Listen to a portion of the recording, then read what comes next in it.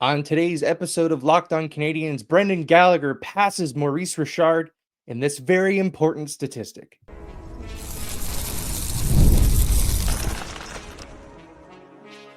You're Locked On Canadiens, your daily podcast on the Montreal Canadiens, part of the Locked On Podcast Network, your team every day. Hello, everyone, and welcome into episode 1242 of Locked On Canadiens. Thank you for making us your first listen of the day and for subscribing wherever you get your podcast. Doing that supports the show and helps you guys make sure that you get every episode in your inbox. Today's episode is brought to you by FanDuel. Right now, FanDuel customers can get $150 in bonus bets if you win your first $5 bet. My name is Ian Boisvert, also known as @MaybeIt'Ian, and I'm joined by Laura Saba, also known as the Active Stick. Laura, Brendan Gallagher, history has been made. He did it. He did it.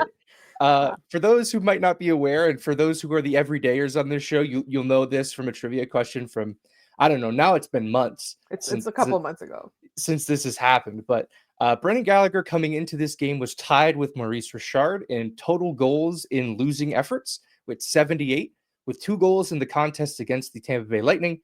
Brendan Gallagher has now passed Maurice Richard and is alone at the top in this very bizarre stat that I think just kind of encapsulates the career of Brendan Gallagher, because, you know, throughout whatever nonsense is going on with this team, he's always been there. He's always been putting the puck in the net. It's sort of fitting that this is where it went. It's so funny, though, that like Maurice Richard got there because he just scored a ton of goals, and Gallagher got there because they lost a lot of games. Like it's funny that's how they both ended up in that category. Any thoughts on this Brendan Gallagher thing before we kind of talk about the weekend? He's gonna end up running away with this record, right? Like it's gonna be like he's gonna, by the time his career is done, he's gonna be like 15 or 20 or whatever, 30 even, depending on how long he plays, ahead of Maurice Richard, which I think is really, really funny.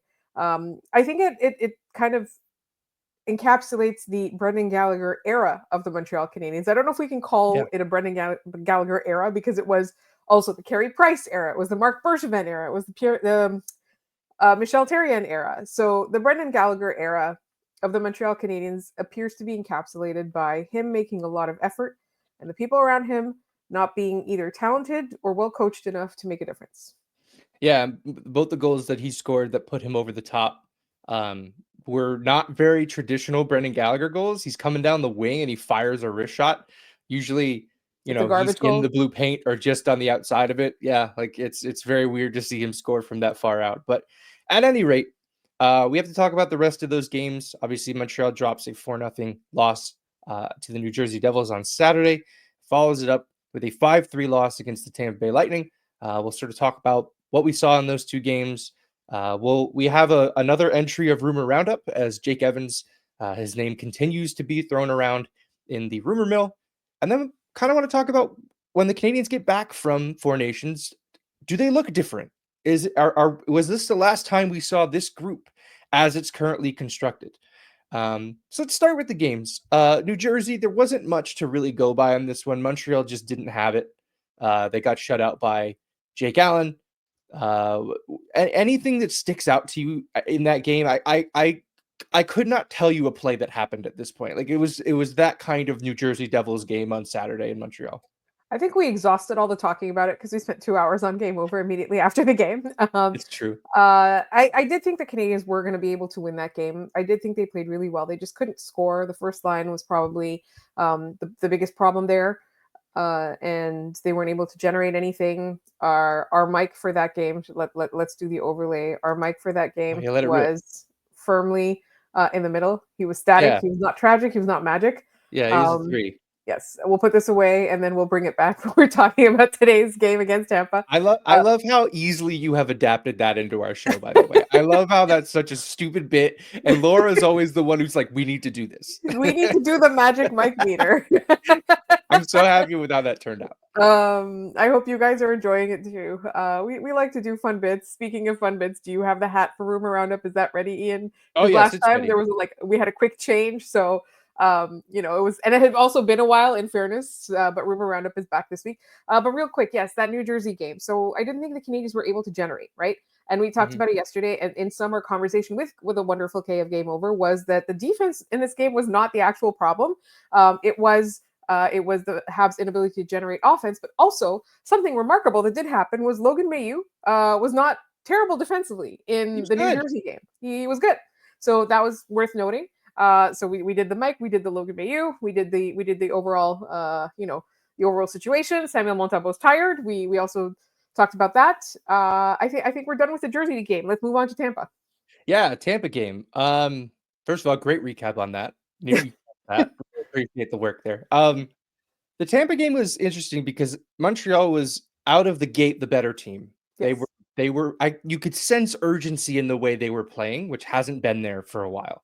Yeah. And then Juraj Slafkovsky has the puck in his own zone, and he tries to pass it to Cole Caulfield. He hits him in the skates. Tampa goes back the other way. Nick Paul is standing in front of the net. Nobody's anywhere near him, and he dekes Dobish out of his jockstrap. And it was just kind of instantly like, okay, well, it's this kind of game. And Slafkovsky ended up getting not benched, so to speak, but he got taken off that line. They put Jake Evans up on that line with Suzuki and Caulfield, and Slafkovsky ended up going to the third line with Dvorak and Gallagher. And I honestly thought from that point on, he was great. Like, he responded to that demotion really well, no? Yes, but I also think that we've seen situations with Slafkovsky and Gallagher on the same line, and they do make each other better. I think, we don't see it very often, but in the times that we have seen it, in my mind, they do make each other better. And the underlying numbers of that Tampa game are really depressing because Montreal dominated on most of the metrics, which is really, really upsetting. But the glaring mistakes that they made, as well as not being able to put together more crispness, I think the game should have been a bit more refined, which is something that I'm going to apparently keep saying now. It's like the protect the puck of Laura. Nice. And so, I did think that the Canadiens had much more of a shot to win these two games in the weekend than I have thought over the past 2 weeks, I think. Yeah, I think it's just the effort is there. Like, I'm not criticizing they don't care, they're not trying. They definitely are. It's the attention to detail. It's the small things that I think, quite honestly, are easier to fix. If you can't get guys to get going, that's hard. It's hard to convince them to do otherwise. There's been a lot of criticism of Laine. I thought he was quite good in this game. There was a play, I think sometime in the second period, where he buried some guy into the boards in the corner. Like, you can start to see that the frustration is coming out in the way of physical play, which I'm totally in favor of if it's, effective and not, killing somebody. If it's warranted. And I think that's the thing, is that, in the past, sometimes like you don't want somebody to lose the play in order to take out a man, right? But in the case where you are behind the play anyway, you should be taking out the man. So I think it's a little bit different depending on where you are in the play and what you look like generally. From my perspective, I also thought Laine looked better this game. Yep. Yeah, and look, the third line got all 3 goals, 2 from Gallagher, 1 on the power play, but he's on the third line, and the other from Dvorak. An assist from Slafkovsky, which is more than you can say about his former line mates on the first line. Nick Suzuki has now 1 point in his last 6 games. You're not going to win a lot of games when your first line's doing that, guys. Like, I know that we like in this one, Dobish ended up being a bit of a scapegoat, even though like the first 2 goals he gave up were entirely the fault of the team in front of him, and then the third one he just fell over. Like, that was the difference in this game, was the fact that he just had a poor day. No, he just had a bad day. Like, that can happen from time to time. But I do want to talk about that in our third segment to figure out if, they want to make a change there, because Caden Primo has been quite good in the AHL. Any final parting thoughts on this weekend for the Montreal Canadiens before we kind of jump into another dumb bit where I put on a hat? We didn't do Mike for Tampa. We didn't do Mike for Tampa. I don't think he's not bad. I didn't think he was bad. He had like the shift at the end of the first period where he took a penalty. He like coughed the puck up and then poorly defended the rush and then took a penalty. And it was like, that was awful. But the rest of the game was fine. So it's difficult. I'm going to put him at a 4. Okay. I think I'm more at 3.5 for me. That's fine. Yeah. I don't know if I would put him on the bad side just because he had a couple shifts that were like, Yeah. So yeah, I think that was it for the weekend. Yeah. No, it's look, it's a tough little while for the Canadiens. They drop another one, but they get to head into the Four Nations break. Hopefully, rest is what this team needs. I know Josh Anderson can use it. That guy's, held together by duct tape at this point. All right, we will leave those two games behind us, and we will move forward with Rumour Roundup and figure out what's going on with Jake Evans in Montreal. And we'll get to all that in just a second.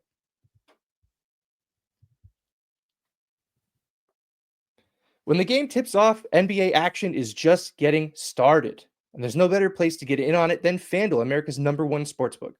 With FanDuel, you can place live bets throughout the game. So even if you miss opening tip-off or you want to bet on a fourth quarter comeback, you can stay in the action. And if you're looking for a bigger payout, you can even combine your live bets into a same-game parlay. I love using FanDuel's live betting feature because it keeps every moment of the game exciting.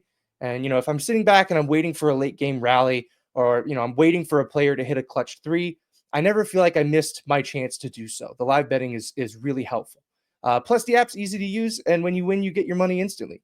Right now, FanDuel customers can get $150 in bonus bets if your first $5 bet wins. Just visit FanDuel.com to join today. That's FanDuel.com for your shot at $150 in bonus bets. Make every moment more with FanDuel, the official sports betting partner of the NBA. All right, we are back. I didn't have enough time to get the hat. It's right below me. I'm going to grab it. All right. Laura. Yes. I don't have the big hat yet. So No. I had the big hat, and unfortunately someone borrowed it, and it's broken. So I have to get a new big hat. Oh my God. Yeah, it's a whole thing. I can't believe that someone needed to borrow a big fake cowboy hat. That's sort of what I like. And someone was like, "Oh, he's got one." Like that's sort of what happened. So, wait, how do they know you got one? This is my question: is how do they know that you are the person in their life that has the big hat?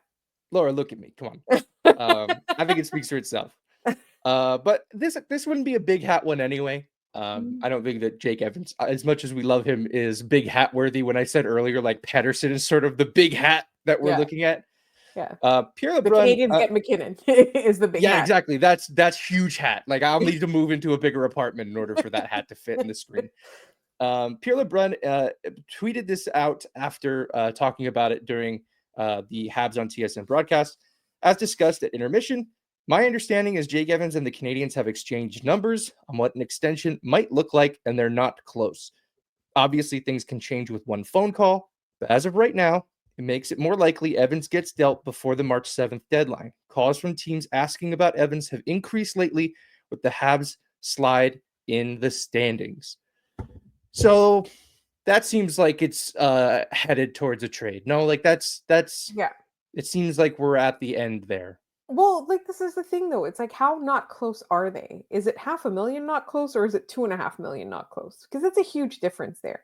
And I think the thing is, it depends on how the Canadians see the percentage of the cap, right? Like as you talked about earlier in the show multiple times, it's not surprising that somebody like Jake Evans could get 3.5 to 4, because the cap has gone up and the percentage of the cap that he's taking up is going to be proportionally the same as it would have been the first time he signed his contract or the first extension he signed. So for me, I personally, I'm resigned to the fact that they're going to trade him. But what this means to me is that this means that he's not coming back next year is more of it, right? Because if you are any team, whether or not the Canadiens are sliding or not, you call about Jake Evans if you think you have a shot in the playoffs, because that's the kind of guy you win with. So you are not doing your job if you're not inquiring about Jake Evans, unless you already have a Jake Evans type player on your roster. That's question one. That's point one. Point two is Kent Hughes, obviously, whether or not the Canadiens are sliding, he has to listen to offers because there could be something that could improve his team in the future. So he's not doing his job if he's not listening to the offers. But right now is the difference about whether he jumps into that group chat and goes, Jake Evans is available, call me. Right? Yeah. It'll be interesting to see how that plays out. I also wonder what this means for maybe the Canadiens' sense of urgency in keeping Yoel Armia. Yeah. Like we kind of talked about, the Canadiens' penalty kill unit next year is going to be very different if some of these guys don't stick around. Right now, their top penalty kill unit, 3 of them are UFAs. It's Savard on the back end, who I don't think is coming back, nor should he. Yoel Armia and Jake Evans, and they're an effective penalty kill unit. So it kind of is a little scary thinking about how next year the Canadiens are supposed to be taking this big step, right? They're supposed to be pushing for the playoffs and getting in, but they're going to have a brand new penalty kill unit. That's kind of it's difficult to imagine they do that they want to do that. I think that's fair to ask. Yeah, I think, and I wonder, like, at the end of the season when they do the postseason press conference or whatever, that's going to be a question. Is okay, so Yoel Armia is probably gone unless they've already traded him. Jake Evans, they're going to trade. So what's the plan on the penalty kill next year? Because those two have taken a lot of the pressure off of Nick Suzuki, right? Nick Suzuki hasn't been playing so much on the penalty kill because he hasn't had to, which is good. It keeps him fresh to drive offense. It's not totally working at the moment, but that's the idea. But it worked for most of the season. Yeah. I think, and we talked about this on Game Over with Kay. As sort of the Canadiens have slid, a bunch of other teams have jumped back into the mix, right? They're pushing. So it's kind of divided. There's not many sellers, right? There's not many teams who are going to be like Montreal or Buffalo or, I don't even know if I'd say Philadelphia. Like, they might be trying to make a push back into the mix. So if all of those teams are buying and there's not many teams selling, that's a good opportunity for the Canadiens to get some stuff for Yoel Armia or Jake Evans or David Savard, right? Like, yeah, I'm not super thrilled that we're in this spot again. I don't think anybody is, but the reality is different than it was a month ago, right? I don't know when this happens. There's no roster freeze over Four Nations. So if the Canadiens want to, they can make trades over Four Nations if other teams are willing to sit down and try to hammer those negotiations out. Does that happen over Four Nations? I don't know. I wouldn't be surprised if it did, though, right? You get a guy who's able to rest and come back to a new team on the other side of the break. Absolutely. It's not a bad place to be. If you're a GM, that's what you want. Yeah. Yeah, it was like last year right before the All-Star game, right? It was Lindholm got traded, and as Nick Suzuki was getting there, Monahan got traded. Yeah. Teams use these breaks to sort of get some of their work done. Yeah, to get business done. I think that's, it's also just the Four Nations schedule is so weird. It's like, are GMs actually going to be watching this? I don't know. I really don't. They're going to be sitting around with nothing to do. They might as well make some trades. And the Canadiens, for better or for worse, they need a bit of a shakeup. Whether it's selling off a bunch of pieces and sending a message and bringing up some young guys, I don't know. But I do think that if you are paying attention to hockey in any capacity, you have seen Pierre LeBrun's report and you have immediately picked up the phone and you've called Kent Hughes, because if you didn't, then you're bad at your job. Yeah. No, and the other aspect of this that ties into the game against the Lightning is when Slafkovsky got demoted, Jake Evans went from center to wing on the first line, which means there was a gap at center further down the lineup. That spot went to Owen Beck. And Owen Beck looked really good. He's looked really good the last couple of games. Yeah, he looks like he's really settling in. That game in Anaheim was really like his coming out party a little bit, and he's built on that every game he's played. Yeah. That's going to make that decision a lot easier for the Canadiens. And it definitely hurts Jake Evans's case to try to get more money out of Montreal, right? Because like Montreal will go, well, we have a guy on an entry-level deal who can provide a little bit of that, Yeah. And who's only going to get better, right? Like, this is the thing. He's on an entry-level deal. This is his, 6th NHL game? 7th? I don't even know. Yeah, so, like it hasn't been very long. It hasn't been very many games. I should probably have checked that. But it's, with Owen Beck, it was kind of the same in Mississauga, wasn't it? Like, and I think he got traded to Peterborough. It was like, it took a few games and he got going, and then he stayed going, right? My question is, how good is he on the penalty kill? Because that's gonna be, and then who's he gonna play with on the penalty kill? If the Canadiens are sellers, I don't see Yoel Armia coming back either. If they trade him, he's gonna find a deal somewhere else. Yeah, he will, and which is why I kind of, it's weird that his name isn't really out there the same way that Jake Evans is. Although, well, if and when Jake Evans gets traded, right, and Evans is a center. That's the more in demand position. I guess we have to give this some yeehaws, even though I think we know how we feel about it. Can we do sadness haws? Yeah. What's Yeah. what's the opposite of a yeehaw? Everyone always says yeehaw, but no one ever asks how ye. You know what I mean? Okay, so realism, I would say 5 out of 5. Yeah. Nobody's more plugged in than Pierre. This is, it's also just logical. It's common sense. It does make sense. And then entertainment, I'm sad. So 0 out of 5. Yeah, no, I'm the same. It's also not very entertaining because it's a third or fourth line center it's like a showstopper right now. Like, where is he gonna go? That's kind of shows you like what the trade market is for the Canadiens right now. But at any rate, that'll do it for Rumour Roundup this time around. I'm sure that over the next few weeks we will be visiting that hat quite often. But in the meantime, we have to try to figure out what the Canadiens are going to look like on the other side of this Four Nations Faceoff, because I think there might be some changes coming. And we'll get into all that in just a minute. Let me guess, you just realized your business needed to hire someone yesterday. How can you find amazing candidates fast? Easy. Just use Indeed. When it comes to hiring, Indeed is all you need. Stop struggling to get your job post seen on other sites. Indeed sponsored jobs puts your post at the top of the page and will help you reach the right candidates faster. I've been in that spot where we needed to hire, like I said, like yesterday. The pressure's on, and every day without the right person is a setback. That's exactly when Indeed sponsored jobs came in handy. They make sure that your post is seen by the right candidates right now. Now you can speed up your hiring process with a $75 sponsored job credit. Just go to Indeed.com/lockedon right now and support our show by saying you heard about Indeed on this podcast. Terms and conditions apply. Hiring, Indeed is all you need. All right, Laura, we are headed into our final segment here. Are you just talking about the next couple weeks? What are you going to do with your newfound time that you will not spend watching this hockey team? Can we like what are you working on some hobbies? Like, what's going on? I'm gonna see my friends. I think my friends There you sometimes go. forget what I look like due to this job. So just to let you all know, we will still be posting episodes every weekday. We are not going away entirely. Our schedule is just going to not be beholden to the Montreal Canadiens schedule. With regards to the Four Nations, we're just going to do general discussions. We're not going to wait until the end of the game to do a recap. We will talk about them though. We'll talk about anything exciting that happens, especially with Montreal Canadiens players. Obviously, if there's any trades, we will have emergency episodes to discuss them, especially if they're significant, if they are, many yeehaws types of trades. But what I am going to do, honestly, is I'm going to try not to be so sad about this hockey team is what I'm going to do. Yeah. What about you?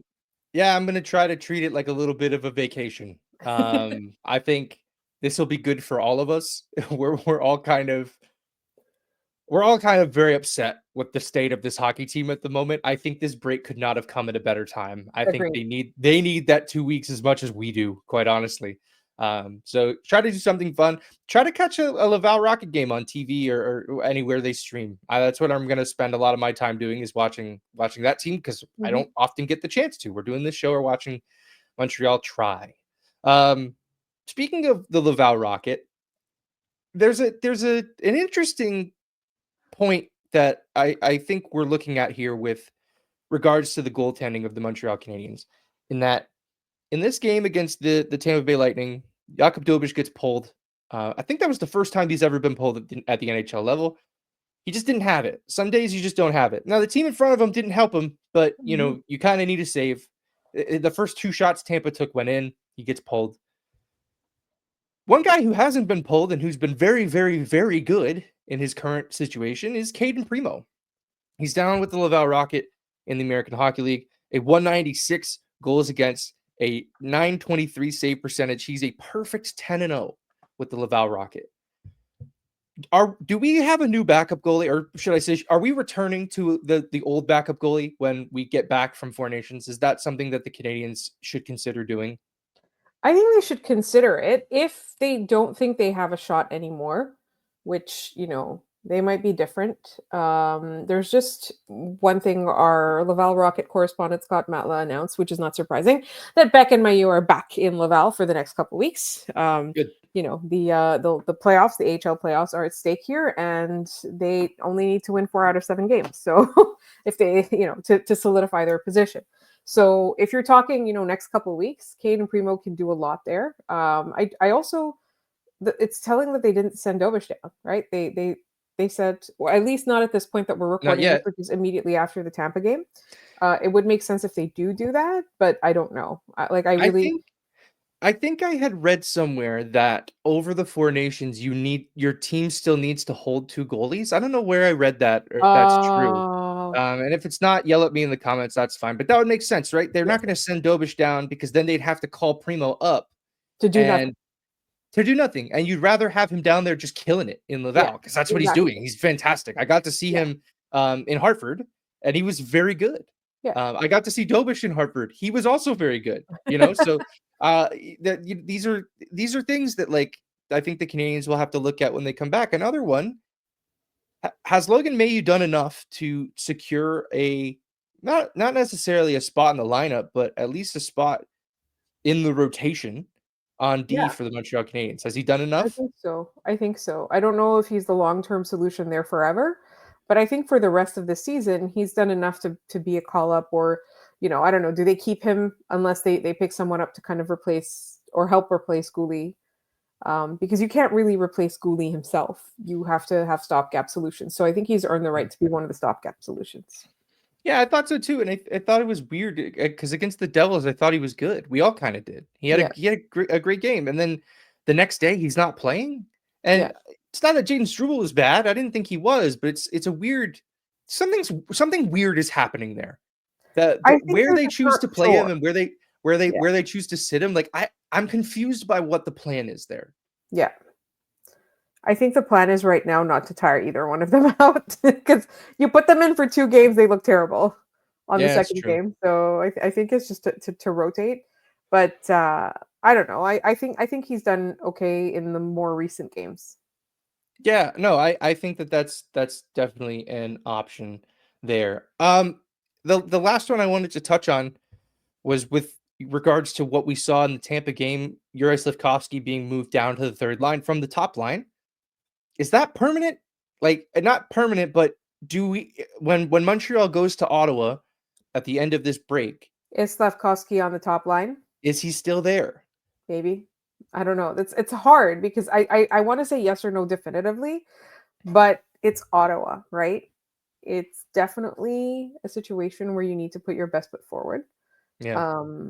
And I don't know, maybe they have the conversations and the practices when they come back, and he earns a spot back into that lineup, that top line. Sorry. I like him with Gallagher. Yeah. I've always liked him with Gallagher. Yeah. So maybe leave him there for a little bit. Maybe start him still there for a little bit. But having Jake Evans on that top line is weird. Yeah, it is weird. I kind of thought, and it's really odd that Marty hasn't even looked at Anderson playing on that top line, because he's been one of their most noticeable forwards. He had a breakaway and he drew a penalty shot in this one. He had a couple breaks to the net. He was just flying, and he's playing hurt, which is what's more astounding. And he just has no shooting luck, so none of these are going in. He's like Calgary Flames Paul Byron right now, and the puck's just not going in. I'm kind of surprised Marty hasn't gone back to that security blanket. Like he used to not be able to keep himself from doing that. Yeah, and I think that's probably it, is that he's trying not to revert to his own bad habits, maybe, but it's going to be interesting to see, because, like, I don't think Evans can be there long term. Yeah. I also think it's weird, and I wrote this down during the game. It's weird that both Laine and Slafkovsky have been demoted in recent days, and yet they're both still on power play 1, which has looked terrible. Like, if Marty had any reason or any opportunity or excuse to change that power play unit, it's now, and he won't do it. It's my theory, and I firmly believe this, is that he doesn't know what he's going to do if he does that. Who does he put there? Like, Alex he literally has no idea. Alex Newhook on the Gallagher goal, on the Gallagher power play goal. What happened? Alex Newhook entered the zone. Wow, what a concept. Like, he's so good at it. Just put him on the first unit. I don't care who you take off, honestly, because it's not working. Nothing on that unit is working. Put Alex Newhook on the first unit when we come back from this break, and profit. He's going to do the thing that that group can't do. He's the only one who can do it. I feel like I'm crazy at, like, watching him gain the zone at will and for like, no reason, and then if somebody else screws it up. yeah, it's infuriating, and they need to just try it. Just try it. What's the harm in it? Just try it. Let's try it. Anyway, just for Ian. That's enough yelling and screaming about that. Let's do our trivia and get out of here. Yes. So our question seems like a very long time ago now. Last time around was Canadian center Brian Skrudland holds the NHL record for the quickest overtime goal scored in the playoffs. How soon into overtime did he put an end to Game 2 of the 1986 Stanley Cup Finals? Do you have an answer to this one, Laura? 9 seconds. It is 9 seconds. Basic Bruce on YouTube had it first, as well as Good Sport, who always has our answers there. 9 seconds into a playoff game. Into an overtime period. We had some over email too, but I can't remember it now. Oh no. Well, oh no. We'll shout you out tomorrow. Yeah, you'll get it tomorrow. All right, today's question, we'll do a Remember a Guy. Follow this career path. Minnesota, Montreal, Ottawa, Boston, Florida, New York Islanders. Minnesota, Montreal, Ottawa, Boston, Florida, New York Islanders. If you have the answer, put it in the comments, send it to us. We will shout you out on the next episode of the show. But that's going to do it for us today on this episode of Locked On Canadiens. Thanks so much for tuning in and for making us your first listen of the day. For your second listen, head over to Locked On Fantasy Hockey. Get the edge over your league mates with daily tips from Steal and Flip. Subscribe to Locked On Fantasy Hockey wherever you get podcasts. We are Locked On Canadiens everywhere. If you can think of a social platform, we are Locked On Canadiens there. Come hang out with us. Come interact with us. You can email us at lockedoncanadiens@gmail.com. We do a mailbag every Friday. We'll get to your questions on Friday. You can find me at Maybe It's Ian. You can find Laura at The Active Stick. Thanks so much for tuning in, and we will see you guys tomorrow.